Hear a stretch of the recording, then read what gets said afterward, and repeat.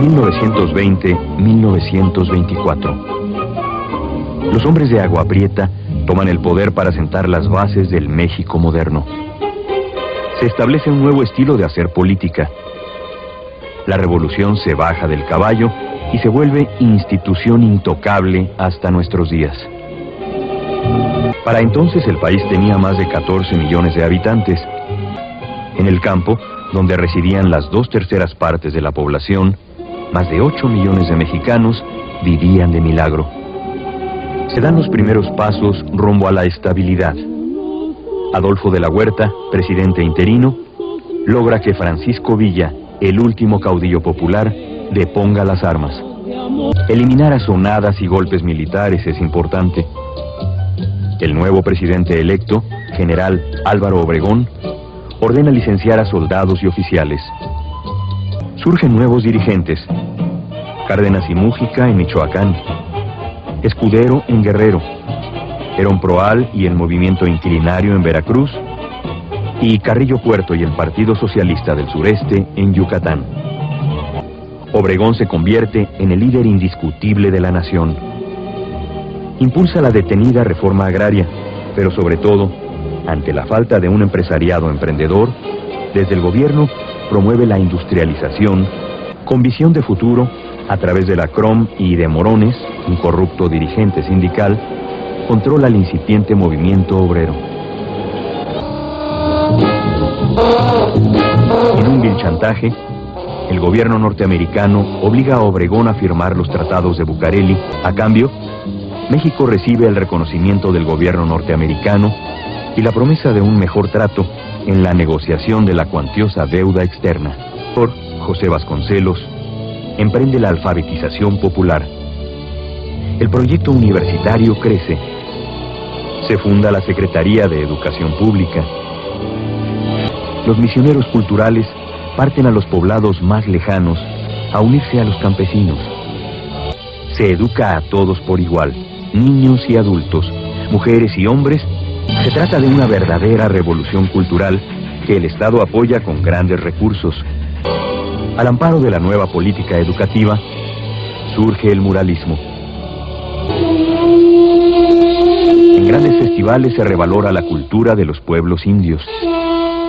Nacionalismo, identidad, país, comienzan a ser conceptos que se viven y se comparten por toda la nación. Pancho Villa es asesinado en 1923.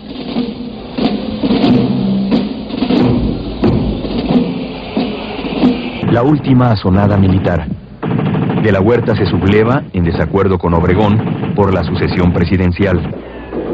En Ocotlán, los rebeldes son derrotados fácilmente, pero durante la revuelta son asesinados importantes líderes regionales como el yucateco Felipe Carrillo Puerto. Plutarco Elías Calles es el candidato oficial a la presidencia. La subida al poder de Calles en diciembre de 1924 inaugura una tradición. Los cambios presidenciales ya no motivarían a golpes de Estado, rebeliones y ni siquiera a rompimientos dentro de los hombres del poder. El expresidente don Álvaro Obregón declaraba su retiro de las lides políticas para dedicarse a la sana vida de agricultor en su rancho del estado de Sonora. Los caudillos militares se habían convertido en parte de la élite que podía darse el lujo de comprar residencias en las colonias aledañas al Paseo de la Reforma y, claro, ser los principales clientes de cabaretes y restaurantes exclusivos. El ejército revolucionario contaba para entonces con 79,000 hombres, y aunque parezca excesivo, 14,000 de ellos eran oficiales. En México, la institucionalización del ejército se acelera. Calles inaugura instalaciones del Colegio Militar.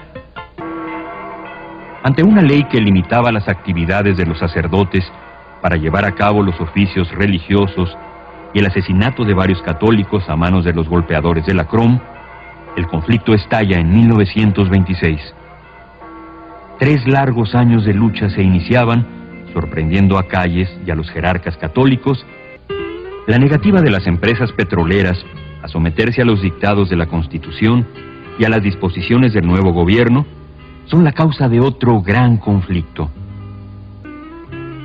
Sus órdenes al general Lázaro Cárdenas fueron terminantes. Si algún soldado yanqui pisa el territorio nacional, los pozos petroleros deberán arder. Ante el anuncio de Álvaro Obregón de abandonar sus labores de agricultor para reelegirse como presidente de la República, surge la oposición.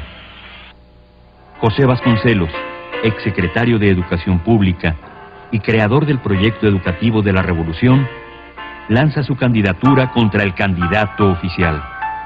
Los generales Francisco Serrano y Arnulfo R. Gómez presentan su candidatura a la presidencia de la República en lo que se interpreta como un acto de franca rebeldía en contra de Calles y Obregón. Acosados por el poder central, que reprime a sus partidarios y sin otra alternativa, Serrano y Gómez caen en la trampa y deciden levantarse en armas. Con 40 generales serán pasados por las armas en una verdadera masacre que se inicia con la famosa matanza de Huitzilac.